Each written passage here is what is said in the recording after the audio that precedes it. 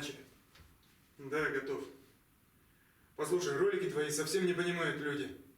Кому-то не по вкусу звук, кому-то что-то не смешно. Прекрасно понимаю я цензуру критиков и судей. Они ведь видеть не хотят неполноценное кино. Так что ж не возьмешься ты за то, что видеть им желанно? А как? Когда пусты карманы, когда на спад идут мечты, когда тебя бросает в шок от тупости людской и гнева, когда тебя, сбивая с ног, твердят: сейчас иди налево.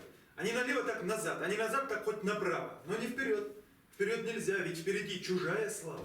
Ответь понятным языком, чтобы было всем и все понятно. Ты для кого-то стал врагом? Не стану отвечать. Ну ладно, ответь мне на вопрос тогда. Зачем снимать ты продолжаешь? Ведь ты за труд не получаешь ни одного рубля. Ну да. Представь себе, что ты живешь не для себя, а для других. И любишь каждого, и ждешь, хоть лично ты не знаешь их. Готов за каждого отдать полжизни, как бокал вина, но лишь бы только понимать, что благодарность их сильна. Представь, как будто ты богат настолько, чтобы осуществить мечту талантливых ребят. Ребят, что могут удивить. Представь, что ты им вдруг помог, и все, что нужно, приобрел.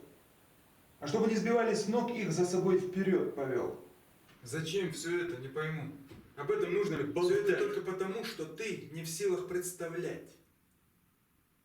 А те, кто недоволен мной и всем, что было снято нами, с воображаловкой взрывной снимать могли бы фильмы сами.